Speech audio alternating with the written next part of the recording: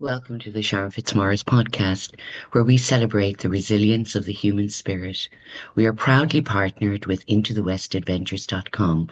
Whether you're looking for walking trips in Ireland or abroad on the Camino, please check them out, IntoTheWestAdventures.com. And now to our next guest. Tracy Holmes is a devoted mother of three living in the picturesque setting of County Wicklow here in Ireland with her husband Andrew. In her new book, Raising Resilience, published by Orla Kelly Publishing, Tracy shares her profound journey through the trials of motherhood, matrescence, and the mental health challenges she faced when her twin boys were separated during the first year.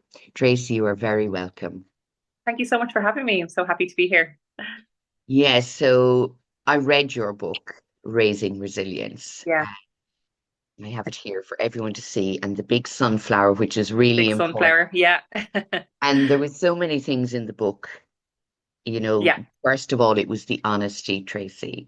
And it was because when I wrote my first book, I just put it all out there because I thought, you know what, we're always trying to keep within the lines, trying to, I don't want people to know all of that. But sometimes we have to share all of the Mm. yucky bits as well so that people can go, oh, yeah, that was me too. Oh, thank goodness there's somebody else like me, because we have the picture perfect Instagram photos of families and you're just come out of hospital and you're picture perfect and everything is going great. And that's not always the case.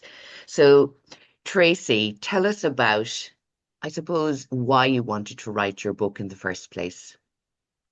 Yeah, I think just a little like what you said there, about deciding how honest to be and how maybe not honest to be. It was from having conversations with other women, other mothers, who'd been through similar experiences, whether that's a diagnosis of Down syndrome or whether that's having a premature child or whether that's having a sick child. And just knowing that like all the feelings that I was feeling that I wasn't speaking about they were being felt by these other women and these other mothers as well.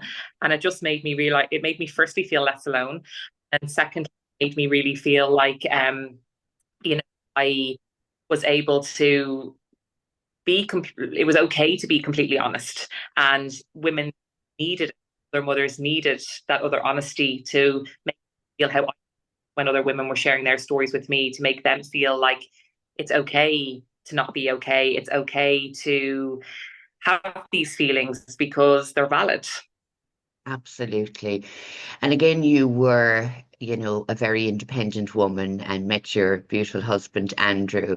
And it was a love story. I'm not going to tell all the details because I want people to read your book, but it was so beautiful just sharing that part as well, showing kind of the before picture of your life, and that you were career driven, but you wanted a family. And I love Harry's personality, your first son, because you describe him so well in the book and how loving he is, but also he's so in tune with you as well. I found that in the book that he was very sensitive and aware of you and your feelings. And I believe that with children, they're so tuned into us and we can't pretend because they can sense, can't they? Absolutely. They really can. And he'd still be like that, today, like he's almost 7 now. And he'd still be like that. He feeds off my energy and, he'll know when something's amiss and, he can really tune into that. Mm. And likewise with me, with him, when I notice like if he's a little bit quieter or, if he's in a bit of a mood, I know there's something going on there. Maybe something's happened in school or, something like that. So I do feel like we're very in tune with each other. Yeah. Yeah. So you went from, I suppose we could call it the picture perfect family. We all know the ups and downs of having your own business, a child rearing, all of those things, they're pretty normal for all of us. And we have our up days and our down days and all of that. But finding out you were pregnant with twins, and I knew in the book it was a shock for you. Yes. Yeah. Yeah. Finding out the twins were going to be twins was just like there's no twins in the family. It just was never expected that could happen.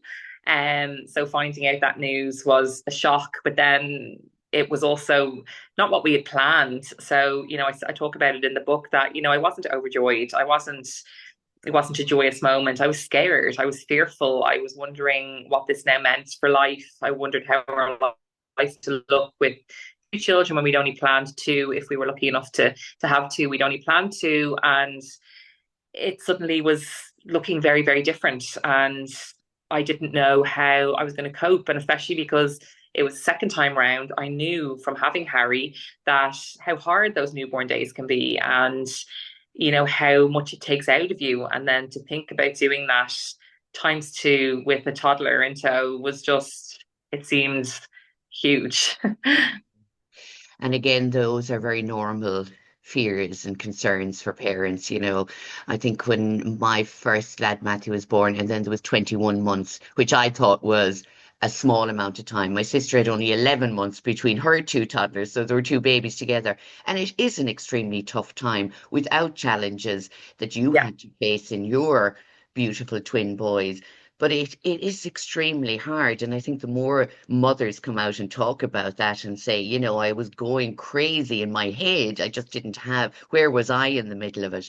yeah. But getting the news that you're having twin boys, and then you carry on from there, and there is a problem with one of the twins, and you were told by the hospital. Can you tell us about that, please? Yeah, yeah. So I did have a bit of an intuition the whole way through once I found out it was twins, and I got over that shock, and I started to lean into the pregnancy, and came to terms with having the twins and them being boys, and we started to get really excited about it, eventually. And but I just, once we got to that place, I just started having this niggling feeling that something was amiss and something wasn't right. And as they were getting bigger and I was starting to feel movements, I noticed that they would have been defined as twin one and twin two.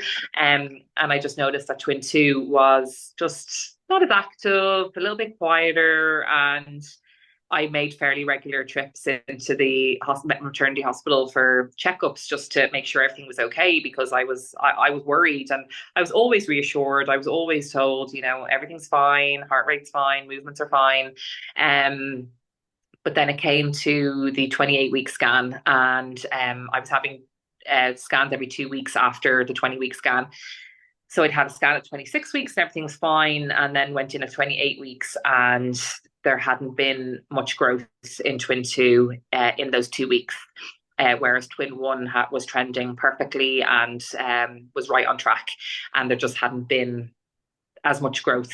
So that led them to doing further investigations and what they call a Doppler scan, which is a scan of the placenta to see how the placenta is functioning. And then it was discovered that twin two, who's now Freddie, his placenta was not functioning to full effect, and it was starting to decline.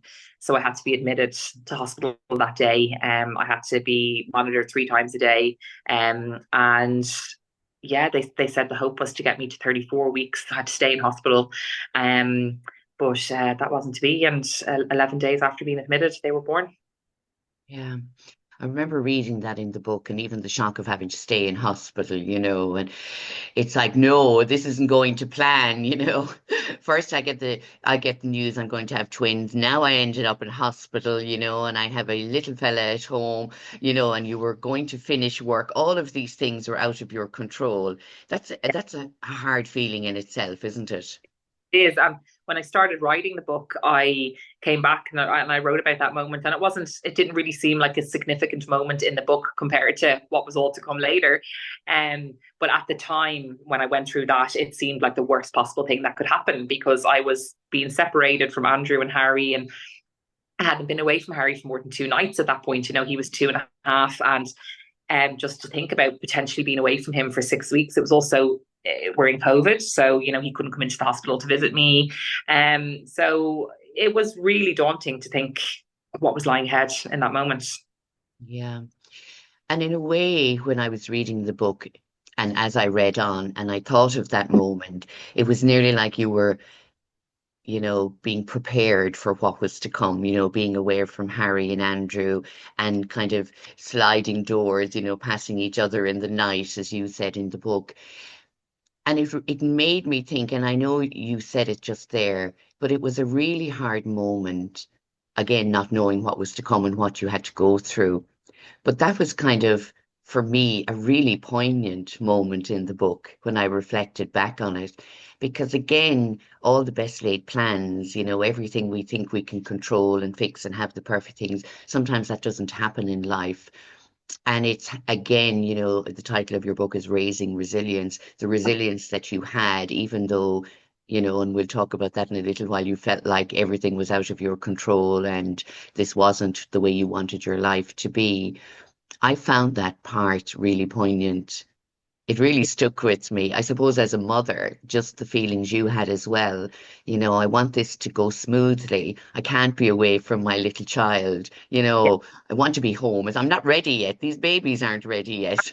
Yeah. And I had just finished up like 3 days before that admission to hospital. I had just finished up work for maternity leave. So I finished up early knowing that, having a twin pregnancy, even though it was going well, I knew there was a risk of early delivery, and I was bigger at 28 weeks than I was full term on Harry. So I knew, it was taking more out of me. And I just said, give myself that extra time to just rest and, recharge as much as I can before they come and life gets hectic. But yeah, 3 days after finishing up work, there I was. Yeah. So then, of course, your beautiful twin boys arrive. Yeah. It's a lot sooner than expected. And even when you write about that in the book, it's the fear, isn't it? And all the things that come with it. And when they were born, tell us about that moment. Oh yeah. It was such a mixture of emotions. I mean, I know being born 10 weeks early, so they're born 30 weeks in one day gestation. So that's scary. They're here 10 weeks earlier than they should be. They're smaller, particularly Freddie, who we knew his placenta wasn't functioning properly. We knew he was going to be smaller. So he was 2.5 pounds, and Pio was 3 pound 6. But it's in a way, it was almost relief because I was like, this is coming to an end almost. I was in hospital. I was so disconnected from Andrew and Harry. Felt a bit disconnected from the outside world. And in a way, it was relief to have them born, to know, okay, because I was in hospital, this was expected to happen at some point. We had all the right people around us. Everything will be okay. They will need to go to the NICU, but they're going to be okay. And when you are in hospital, because they know you're going to deliver early, you do get that opportunity to meet the pediatric doctors and kind of get a little bit of an insight into what it's going to look like when babies are born early and they'll have to go to the NICU, and what might happen. So in a way, you're slightly prepared for it.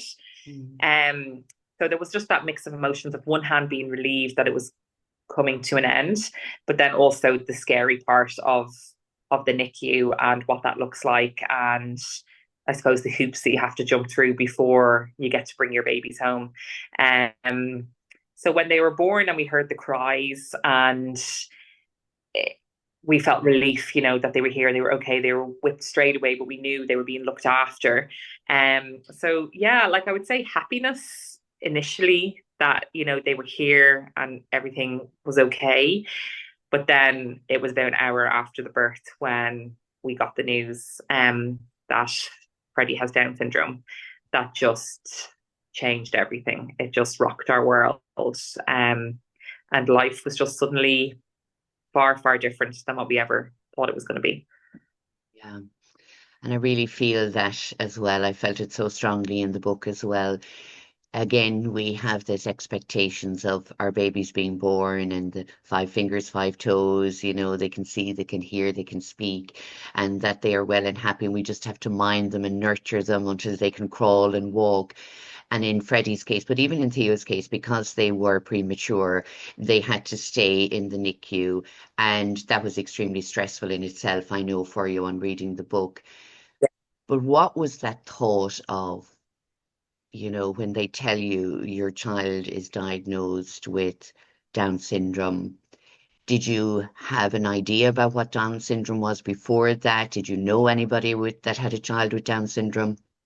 No, no. So I knew what Down syndrome was, but because I didn't know anyone personally with Down syndrome, or didn't know anybody with a child with Down syndrome, I had an idea of what it was, and I had, I suppose, escalated that in that moment. I, envisaged, our life being very, very different. I saw it as kind of a severe disability. I thought he'd have no quality of life. And that was just my uneducatedness on Down syndrome. And I suppose as well, there's just an element of grief in that moment, because you're being told your baby's here and your baby's okay, and yes, they're in the NICU, and yes, they're gonna need care in the NICU, but like everything is going according to plan, and they're going to be okay. But then you're saying, well, that was the baby I thought I was having. You know, you're telling me that about the baby I thought I was having. Now I have this new baby that I wasn't expecting to have, and I have to wrap my head around that now as well. And in my case as well, it was twins. So I had this vision of these twin boys and in their matching clothes, and are they going to, I knew they weren't going to be identical, but will they look alike, and trying to picture that. And then suddenly that vision is taken away, because will people know they're twins? Because they're going to look very different. So it just, all those flashing images were going through my head, and it was all because I had built up a vision in my head that just wasn't true. Yeah, again, our expectations, isn't it? Yeah. You know what, sometimes, and it's very hard for us not to have those expectations, because we all have them, especially as expectant mothers. But with that news, and I mean, quite harsh to hear that news after delivering twins prematurely, and again, having that vision and understanding of what that was going to actually look like in your life. But I mean, the next 18 months after that were just, I mean, I was on that whirlwind with you as I was reading the book. You know, there was parts of it where I had to take a breath just reading your book, Tracy, and I was only reading your story. Yeah. So I was trying to imagine what it was like for someone actually living the real story as I read on. And I felt exhausted for you. I really felt exhausted for you. And, I understood everything you were saying and why you felt that way. Yeah. So share with our listeners and viewers a little bit of what happened in those following weeks and months to come. Yeah. So yeah, as I said, we were given that news. It was hard to digest, and really, I didn't come to terms with it for months later. Really, in that moment, I tried to just block out the diagnosis and just focus on getting through the NICU. We knew that there was a process to go through in the NICU, in terms of them having to learn how to feed. They had to hit a certain weight goal in order to go home. So we knew we had a bit of a challenge on our hands. And I was also, breastfeeding in terms of like pumping, because that's best for them when they're in the NICU. And yeah, it became really just a job. It was like, let's just get this job done, let's get them home, and then let's just deal with it. And in Theo's case, that happened, 5 weeks later, when he was only 35 weeks gestation, so still 5 weeks too early. He came home, and we knew it pretty set out from the beginning that it's very rare that twins who were born go home together. They'll always take that, one of them will always take that little bit time more. So we knew there was a good chance that we wouldn't bring them home together, but we didn't anticipate how long they'd be apart. So Theo came home at 35 weeks, and he flew it. He was amazing. And Freddie was just having that trouble feeding. So they had the feeding tubes when they were born, and as I said, Theo learned to feed and he came off his, but Freddie wasn't able to come off his. So people with Down syndrome have low muscle tone, and that extends to the mouth and the tongue. So between his prematurity, his low birth weight, and the Down syndrome diagnosis and the low muscle tone, he was really struggling with the feeding. So he was needing to stay in longer. And when he was in for 12 weeks, which was over his full term point, he still wasn't off the feeding tube. So it was said to us, bring him home on the feeding tube, or transfer to Crumlin Children's Hospital, get linked in with a speech and language therapist straight away, which sounded funny to me at the time, because you think speech and language therapist, he's only a newborn baby, but it's so much more than just speech. It's all about feeding, and dietitians are involved, and it's very meticulous.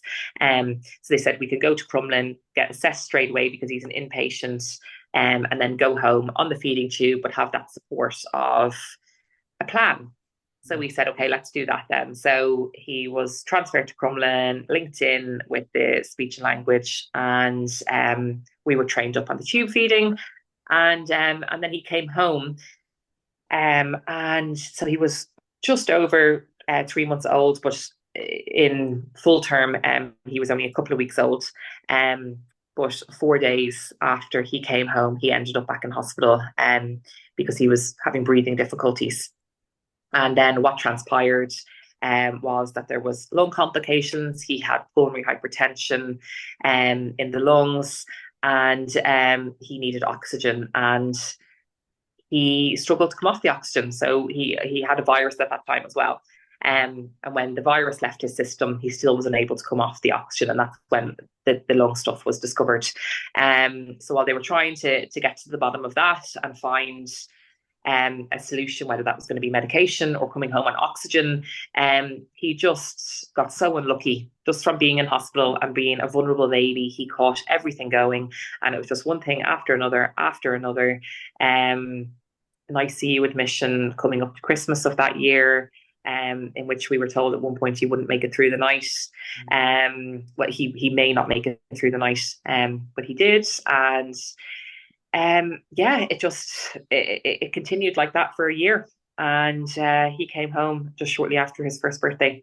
He came home on oxygen, and our house suddenly turned into a mini hospital. So even though we were home in a very different capacity. You know, we had feeding tubes, we had oxygen, we had CPAP at night time. So it was almost like we took the hospital and brought it home with us. And yeah, I mean, over the course of the last few years, we've shed all that now, and he's thriving. But that was very, very challenging time. Yeah. I know we think about, breastfeeding or bottle feeding and being up in the night, and there the challenges and the sleep deprivation. But I Yeah, mean, you faced all of that plus all the medical complications and yeah, emergencies. And for yourself and Andrew, I mean, it was extremely hard for both of you. And I know you had great family support, which you found, invaluable. It what helped you look after the Harry and Theo when Freddie was going through all of that back and over to the hospital. But you yourself needed that extra support as the mother and everything that you were facing. And I know you got that help from a counselor or support in the hospital as well that was invaluable to you.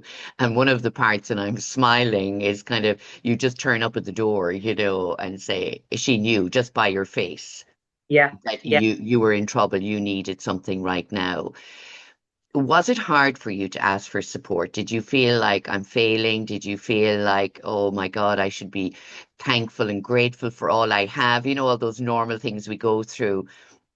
But what I felt was it was one of the first things we should all do as mothers is ask for support. Absolutely. And, it was 4 months later, 4 months after the birth, that happened, that I knocked on that door and said, I'm not okay and I need help here because I'm feeling like I don't want to be here anymore. And I'm feeling like I can't do this and I'm not coping. And I need help. And really, I should have asked for that help from the offset. I really should have said, okay, I wasn't expecting a postnatal diagnosis of Down syndrome. I need help to unpack that and to, work through that. Or I have babies in the NICU and I'm struggling with that. And I'm struggling going home every night and leaving my babies in hospital. Like, I need to talk to somebody. I need help and support around that. But I do find it really hard. Well, I did, not so much anymore, but I did find it really hard to ask for help. And that would have always been in my nature. I was always really independent and like to just get things done on my own. So I was very much in that mindset. But in hindsight, from that moment of asking for that help, I knew I should have done it months ago, and it maybe wouldn't have got to the point of me having a breakdown, which is what happened that day. And I would have maybe not reached that low point that I hit. Mm.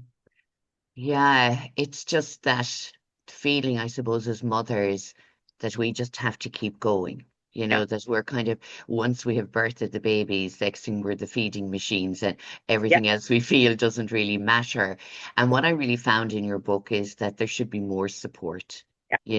for every mother. It doesn't matter whether the child has a diagnosis or not, but it's extremely hard. I might think when my first child, I had him in the morning and I was home again that night.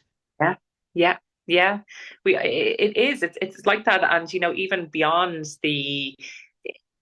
that moment, we get the 6 week checkup at 6 weeks postpartum, and that's it. That's all moms get, and really there needs to be more. There needs to be more regular check-ins, and you look at the statistics around postnatal depression, postnatal anxiety, and postnatal stress, and you see the figures as a whole, which are quite alarming.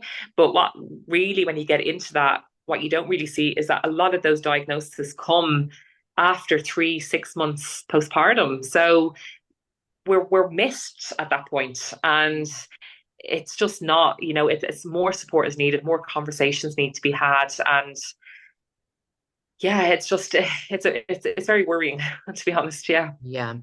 And that's one of the things. Obviously, my kids are two grown-up adults now, but it did bring me back to that time. And again, I wrote about it in my own book, is through the mental health challenges that I faced. But that fear of judgment and that, what would people think? Will they think I'm a bad person? Because one of the things you just wanted to run away and leave it all behind you at one stage, you couldn't cope with it. And I felt that so real for you because there is many mothers, and I have met so many mothers, and they'll say, I don't know how I got through that. I really don't know how. So yeah, why do mothers in particular, and I know it's fathers as well, but why do mothers in particular have to put up with it? Why do mothers have to just keep going? Why do they have to keep carrying on while they're trying to support the life of, which in your case was, now you had two new babies, one that was needing a lot of medical care and having a toddler, and you're trying to split yourself in all these different avenues. Where is the time for you? yeah, yeah. Well, there wasn't, for a really long time. There just wasn't. I mean, even myself and Andrew, we were ships in the night, and we have our own business as well. So, there was an element of like, okay, well, Andrew needs to reach a point where he can go back to giving that his attention. And, it was just, as I said, as you mentioned, we had great family support. So it was just everybody rowing in, everybody taking shifts. And really, it was only after that period, when the boys were 4 months old, after their 4 months after their birth, that I hit that low point, and I realized, okay, I'm not any good to anybody unless I'm starting to maybe take a bit of care for myself or start to look after myself more. So just making decisions in that moment of like, I'm going to prioritize a bit more time to have some sleep. I'm going to get out for a walk, even though I'm in fear of being judged, of even neighbors or friends seeing me going out, sticking the headphones in and going for a walk and thinking, does she not have a baby in the hospital? What's she doing? And now very much I can look back and think, God, if I saw somebody in that moment doing that, I'd say, good for her, Mm, because she's wise enough or strong enough, or you yeah, know is making that decision to say, well, I matter too, and I'm not any good to anybody unless I'm looking after me too. So I spent too long worrying about the fear of judgment, but really I shouldn't have, and again, that's hindsight, but really it's imperative that we look after ourselves, because no one else is going to do it for us. mm, So we have to speak up for ourselves and say, I need this time, and I'm going to reach out and ask, you know, for the few hours babysitting so that I can go and do this, or I'm going to ask my mom to go into the hospital instead of me today, or I'm going to ask my mom to come and stay over and do night feeds with Theo so I can get a full night's sleep, and making those decisions to know that it's actually going to make me feel like I've got more energy the next day to tackle the day. yeah, and it's so true Yeah. because if we don't have that, because again, the sleep deprivation, even with one child, but then as I said, in your case, there was so much more going on, but you were well aware that you weren't Yeah. okay and that you weren't going to be able to cope if you didn't start to make different changes for yourself and also getting the support that you needed, which was really, really important. And that's one of the things, Tracy, that I love in your book, it's the honesty of it and the vulnerability and speaking so truthfully about what you felt and, putting it out there because that's what resonates with people. And I know that from my own personal experience, when you say it as it is, other people are saying, oh, thankfully you said that, because that's the way I felt or that's the way I'm feeling. Yeah. And I also had a conversation with another young mom years ago, and she said I had taken time off to be with my children. And she said, "You're so lucky. I'd love to be a stay-at-home mom." She said, "I'm working full time and it's extremely stressful because I feel guilty all the time." But she said, "I love my career, I love my job, and I love my children too. And how can I find a balance?" So there's all of this going on, this judgment we put on ourselves, this guilt we put on ourselves, going, "I want my life, but I also want to give time to my children."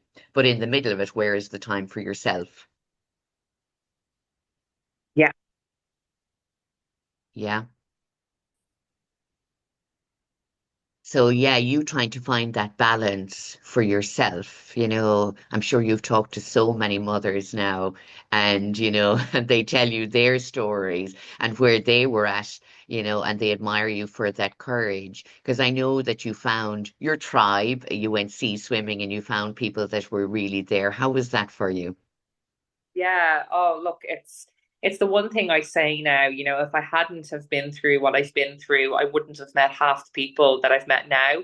They just wouldn't have been on my radar. And it's really powerful to make those connections with people who get it, haven't been through the exact same as me, but can resonate for many, many different reasons that, have read my book and say, Mm. you know, well, obviously I couldn't resonate with your story, but just as a mom, I can really resonate with it, or I really felt it when you said that. And that's what I wrote it for. It's a way of just opening up those conversations. And yeah, to find people, especially within my community, who are just so in the space of wanting to support other people, of not being afraid to have those open conversations.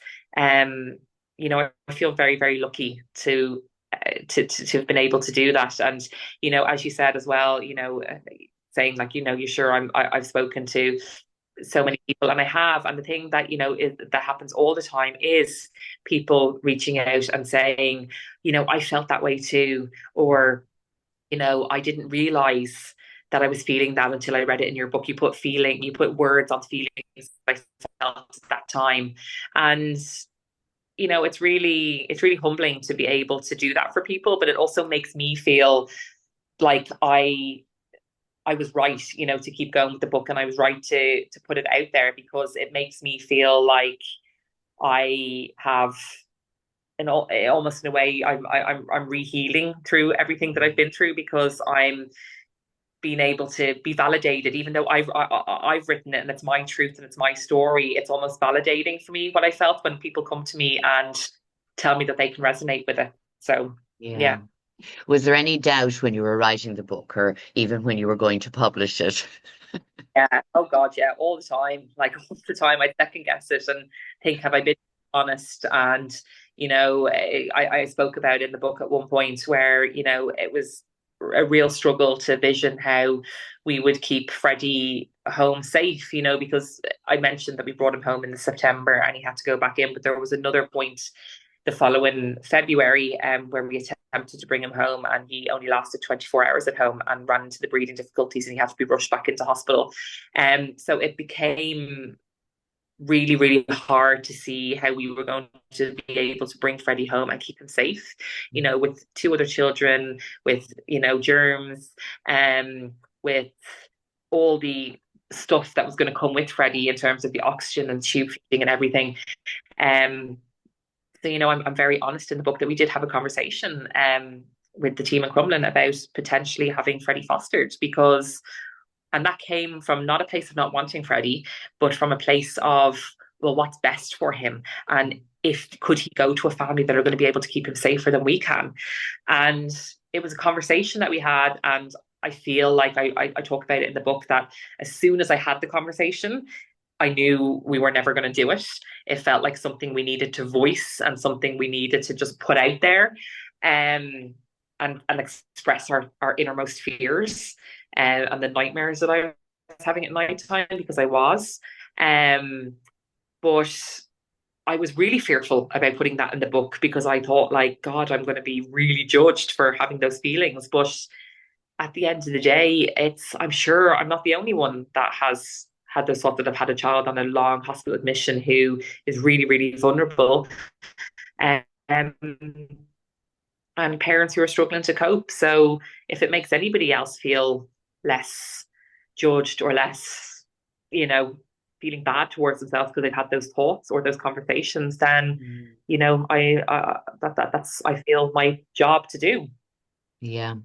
And again, I think, we're getting snippets of the story, but when you're reading the whole story and you come to that part, everyone will understand why, Tracy, because it was harrowing. That's the word I would put on it. It was harrowing mentally and emotionally, physically for you all as a family, and even having your family support. I'm sure there are days where they were tired too, and were saying, is this ever going to be okay? Will they ever be able to bring Freddie home and have a normal family life? They didn't even know what was going to happen for the future days and weeks and months to come. So there was so many people involved in it, but at the end of the day, it was your story and it was how you felt. And the honesty that you told it in through the Yeah, words and the feelings for me is what every mother needs to, I suppose, listen to in their own minds and their own hearts when they are experiencing things, and that not to ignore them because they have a child to look yeah, after, that that voice in their head or their body is trying to tell them is very valid, and that mothers really, really matter. And I know that you had a lovely video up on Instagram the other day for maternal mental health, and you had some of your lovely friends say, what does motherhood mean to you? And I know some of them were saying it was chaotic or a beautiful mess. And it was all of the words. And I'm sure every mother yeah. that looked on was saying, oh, my word is, whatever. And it didn't matter because it gave them a voice. Yeah, and I got so many messages, like people messaging me off the back of that, saying, my word is this or my word is that. And, it's really powerful to just even put that question in women's heads or mothers' heads and go, oh, what would my word be? And I guess you're really thinking and thought provoking. And then you reflect on your own journey and whether you've had traumas or you haven't had traumas. Motherhood is hard. So it's, I think, just to be able to provoke that in mothers is really profound. Yeah, I'm more visual sometimes as well. So when I was watching the video, all I could see in my own mind was this butterfly. And I thought, oh my God, that is so true because you're cocooned almost. You're wrapped up in yourself, wrapped up in this baby. That's all that matters. And you don't matter. And then at some stage, you do come out of that cocoon and you do spread your wings and you learn to fly again. And Yeah, for me, that's what it felt like. It felt like at times I was trapped and yeah, I couldn't fight my way out because I had to be here responsible for this little person. It was my job. We're told this is your job, get on with it. People have done it for generations before you. What's wrong with you?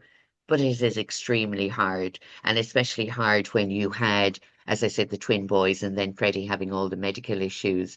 How are your beautiful twin boys now?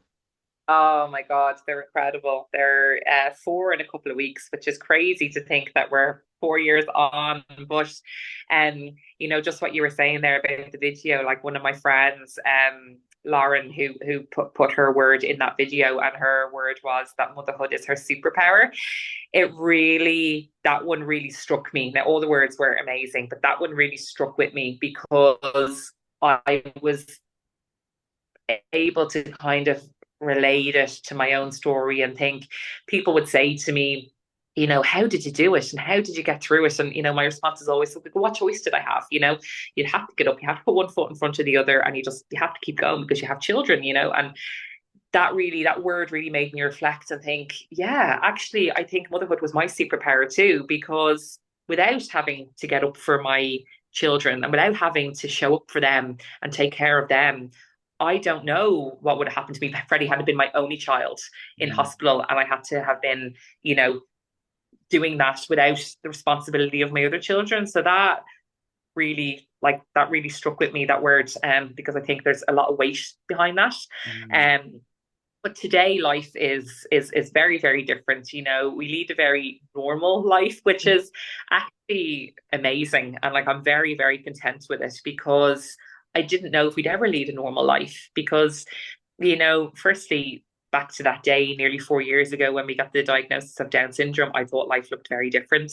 When Freddie came home a year later, and he had a feeding tube, and he had oxygen, and he had CPAP at night every night, and we couldn't have anyone come and mind him, because he came with so many needs, that I never thought we'd get to a point where I could say life is normal. And it is. He doesn't have any. Okay, he still has the feeding tube, but we are working on losing that. But the oxygen is gone, the CPAP is gone, the medications are gone, and he's walking now. So we only started walking about 2 months ago. um, and that just opened up another, like, a little bit of oh, what's the word, like, freedom. Mm. Because even when I look back to the boys being, well, my eldest being on summer holidays from school last year, and the twins hadn't started preschool at that point, and Harry was off school, and I found last summer very hard, being home with the three of them full time, because Harry's very energetic. So is Theo, and Freddie needed to either be in the buggy or carried everywhere. And I just found it exhausting. Mm. But even just the Easter holiday was gone, I reflected on how much easier it was than the summer holidays of last year, because he's now walking, and there's just that bit more freedom for him and for me. Mm. So yeah, life is normal. And I would have always, before kids, been chasing the next thing. In my career, it was always like, okay, what's next? What's next? What can we do next? And just chasing the next high, I suppose. Mm. Whereas now I'm just so content with having happy and healthy children. Our business is doing well, and yeah, we're just content is the word. Yeah. Oh, that is lovely. And it's so lovely to hear because, again, as I said, everybody go and get this book. Uh, All mothers should read it. Raising Resilience by Tracy Holmes, published by Orla Kelly Publishing. It is a beautiful read, Tracy, and I admire your courage and bravery because I love stories that speak honestly. I'm one to share openly with others as well, and I love to see it. And speaking about the hard things that other people don't want to share because how others might judge them or perceive them. If you were to look back to Tracy that had just given birth to her premature twins now, and she's lying there scared and afraid, she's got the diagnosis that Freddie has Down syndrome, what would you say to her? oh my God, I would say, don't waste this time on being fearful, of being scared. Everything will be as it's meant to be. And, just because life is a bit different, it's still beautiful. And honestly, Freddie having Down syndrome, on that day, I thought it was the worst thing that could have ever happened to us, to be told that day that we were going to have a child that was going to have a disability. I thought, oh my God, like, our family's not equipped for this, and this is not in our life plan. But now I would say this was absolutely in your life plan. It wouldn't, our family, and not just the five of us, but like grandparents, uncles, aunts, friends, we would not be the same without Freddie. He brings so much joy. He brings a whole different perspective. He teaches us all to slow down, to take in the little things. And it wouldn't be what it is without him. And they're very unique twins that I have, very unique twins, but I wouldn't trade them for the world. Oh, thank you, Tracy. It was such a joy talking to you. Thank you for your honesty and openness. Thank you for your beautiful book and for sharing your story. And I wish you and your family all the best going forward and that you have many more happy days and fun to come. Oh, And as we all know in life, even with children with no additional needs, that we all face challenges at time as we are, bringing up our children and guiding them in life. But to me, it's taking it one step at a time because we can't plan ahead and expect it to be a certain way that we go with it as much as we can. But really important thing is and I just say that to my husband, whenever we used to have some time to ourselves, we'd say it was John and Sharon's day of fun. And we really tried to remember who we were apart from just mommy and daddy, because it does become that role or identity. You're just a mom and dad and you forget about yourself. So I like that you found a sense of yourself, your tribe, and really showing who you are in your beautiful book, Tracy. Thank you so much. Thank you, Sharon. Thank you. You're welcome. So thank you to everybody for listening today. You can find Tracy's book, Raising Resilience.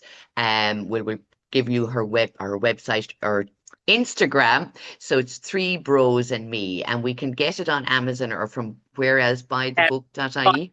.ie. Yeah. Brilliant. So I loved it.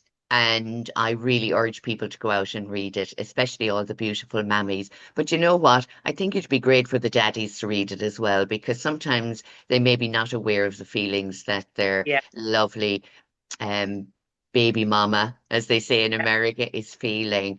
And we need to educate ourselves more. And I think, even as you said, Tracy, having these conversations, not just with our friends and community, but on a wider spectrum. And I know that you've been sharing it, with other people and bringing out to a wider audience. And I think it's really important. So, yeah, I commend you. Thank you, Tracy. So much. So thank you, everybody. I will put all the links in the show notes. And until next time, take care of you.